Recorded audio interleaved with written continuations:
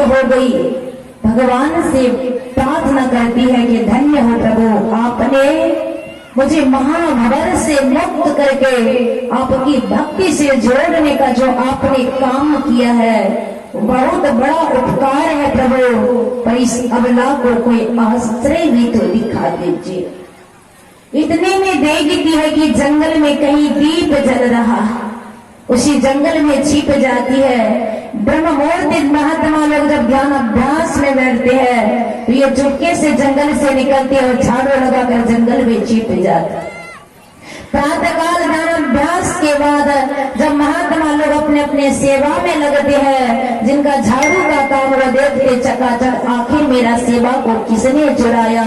सभी गुरु भाइयों से पूछता है, गुरु जी को जाके सुनाता है। गुरु जी कहते हैं देखो तू खुद कल पहरा करके देख, जो चोर तेरा सेवा को चुराता है उसको पकड़ के मेरे पास लेके आ, मैं फिर फैसला करूं।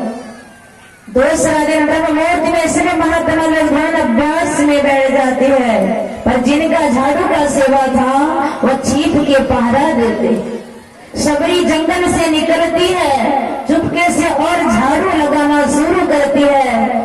जिस सेवक का वह सेवा था वह उनका हाथ पकड़ अपने गुरु के पास ले जाते हैं। कहते गुरुदेव यही चरणिया है जो मेरे सेवा को चुरा रही। बाबा मातंग ऋषि पूछते हुए कि ऐसा क्यों करते। वो अपने जीवन के घटित घटना को सुनाती है और हाथ जोड़ के कहती बाबा मुझे आश्रय दीजिए, मैं उस प्रभु परमात्मा का दर्शन करना चाहती हूँ, प्रभु की भक्ति कर अपने जीवन को मुक्त करना चाहती, आश्रय दीजिए बाबा। बाबा मातंग ऋषि ने उसे दीक्षा दे दिया और बोला ठीक है, इसी कुटिया के बगल में तुम्हारा झोपड़ी बनाया जाएगा, उसी झोपड़ी में रहना, जंगल से लकड़ी लाना, झाड़ू लगाना, पोछा लगाना, यह तुम्हारा सेवा रहा। समय में ध्यान अभ्यास सत्संग करेंगे, भोजनालय में जब भोजन बनेगा भोजन ग्रहण करेगी और अपना सेवा में सेवारत रहे। बस उसी आश्रम में रहने लगी, ध्यान भजन सत्संग करने लगे, झाड़ू बाड़ू लगाने लगी, जंगल से लकड़ी लाने लगे, सेवा करती गई। एक दिन जब मातंग ऋषि पार्थिव शरीर का परित्याग करने लगे तो सबरी बगल में बैठ के रो रही है कि बाबा आपके अलावा इस कुटिया में मुझे कोई देखना नहीं चाहते हैं, आपके बाद मेरा क्या होगा। बाबा मातंग ऋषि कहते बेटे जीवन में सुख हो चाहे दुख हो, किसी भी परिस्थिति में भगवान का भजन को नहीं छोड़ना। जिस निर्गुण निराकार प्रभु परमात्मा का दर्शन तुम अपने भीतर की हो, वही प्रभु सगुण रूप धारण कर स्वयं चलकर तुम्हारे कुटिया तुम्हें दर्शन देने आएंगे। यह बात कहकर मातंग ऋषि पार्थिव शरीर का परित्याग कर दे।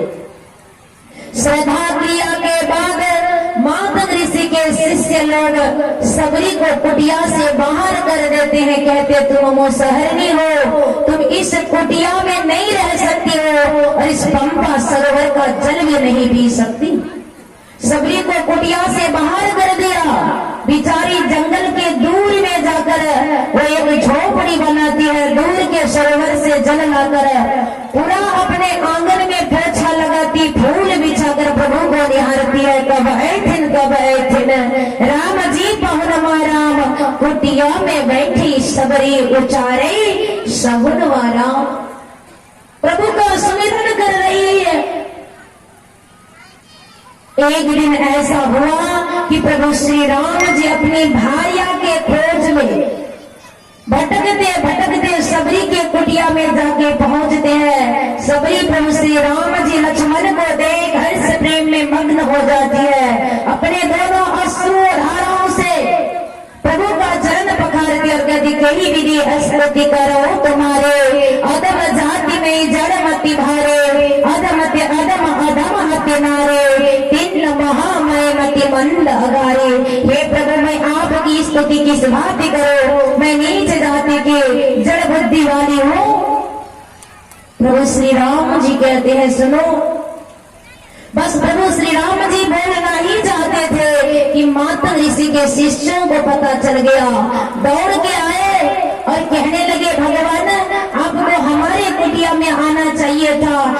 मुसहरिनी के कुटिया में आप क्यों आ गए? प्रभु हमारे कुटिया में चलिए, हम उच्च कोटि के साधु हैं, हम उच्च कोटि के साधु हैं, हमारे कुटिया पे चलिए। पता है प्रभु, जब से इस मुसहरिनी को हम मना किए हैं तब से पंपा सरोवर में कीड़ा हो गया। प्रभु चलिए हमारे आश्रम पंपा सरोवर में अपने चरण रज को रखिए, पंपा सरोवर को पवित्र कीजिए। वर्षों से प्यासे हम हैं, हम सभी को आप जल पिलाकर तृप्त कर दीजिए। भगवान तो भक्तों के वश में है, जैसे भगवान को कहा, भगवान श्री राम जी मातंग ऋषि के कुटिया पर पहुंचते हैं और पंपा सरोवर में अपने चरण रज को रख देते। क्योंकि सबरी को जब से मना किया गया था तब से पंपा सरोवर में कीड़ा हो गया था। प्रभु श्री राम जी अपने चरण रज को रखते हैं, फिर भी पंपा सरोवर पवित्र नहीं होता।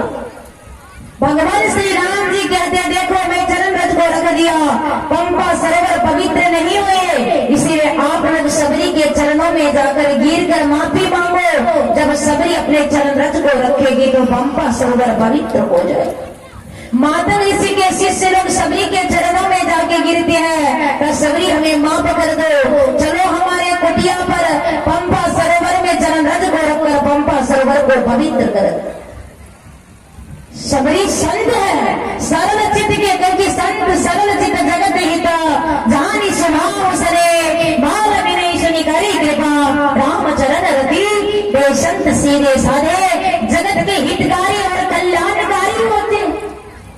जैसे कहा, चली गई पंपा सरोवर में अपने चरण रज को जब रखती है, पंपा सरोवर खील उठता है, बरसों के प्यासे साधु जल पी के तृप्त हो जाते।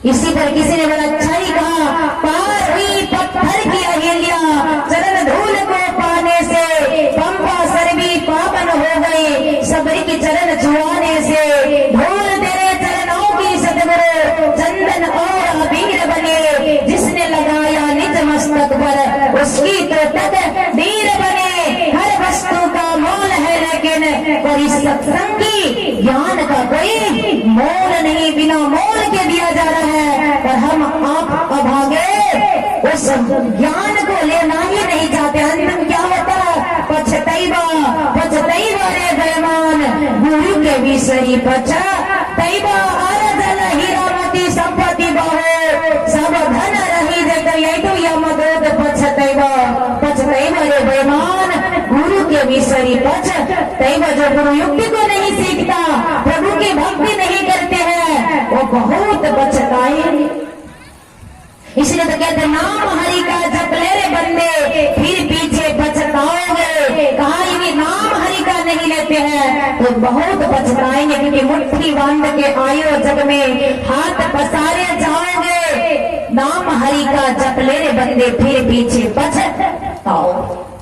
प्रभु नाम का सुमिरन नहीं करेंगे तो बहुत पछताना पड़ेगा। अब देखिए, पंपा सरोवर को पवित्र कर दिया गया, सबके सब साधु जल पी के तृप्त होकर। आप लोग विचार करेंगे कि आखिर भगवान श्री राम जी ने पवित्र क्यों नहीं किया? क्या भगवान श्री राम जी अपने चरण रज को रखकर पवित्र नहीं कर सकते थे? कर सकते थे, पर भगवान के सामने भगवान के भक्तों का अपमान हुआ था, इसलिए उस अपमान को भगवान अपने माथे पर ले लिया और सबरी के द्वारा पंपा सरोवर को पवित्र कर दिया। क्योंकि प्रबल प्रेम के पाले पड़कर प्रभु को नियम बदलते देखा, अपना मान टले टल जाए, भक्तों की मान को टलते ना देखा।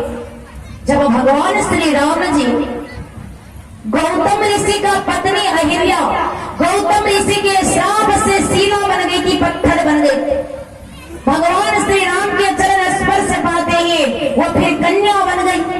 तो क्या प्रभु श्री राम जी पंपा सर को पवित्र नहीं कर सकते थे? कर सकते थे, पर भगवान भक्तों के वश में है, इसलिए भक्त को कोई अपमान करता है तो भगवान को कभी सहन नहीं होता। उस अपमान को भगवान सह लेते हैं, पर अपने भक्तों को हमेशा प्रसन्न और खुश कर देते। हम आप भी अपने मन को प्रसन्न करना चाहते हैं तो हमें प्रभु की भक्ति करनी होगी। क्योंकि सुनो सुनो वचन नर नारी, हरि भजन करो सुख कारी। जब तक हरि का भजन नहीं करोगे तब तक जीवन सुखमयी नहीं होगा। उसी पंपा सरोवर के किनारे प्रभु श्री राम जी बैठते हैं, बगल में लक्ष्मण खड़े हैं और चरणों के पास माता शबरी बैठी हुई है, बगल में माता ऋषि के शिष्य लोग बैठा हुआ। प्रभु श्री राम जी माता शबरी को समझा रहे हैं, पर संकेत किधर माता ऋषि के शिष्य की तरफ कर रहे और कह रहे हैं, हे शबरी सुनो, मैं केवल भक्ति का नाता मानता हूँ, जाति पाति कल धर्म बढ़ाइए, धन बल परिजन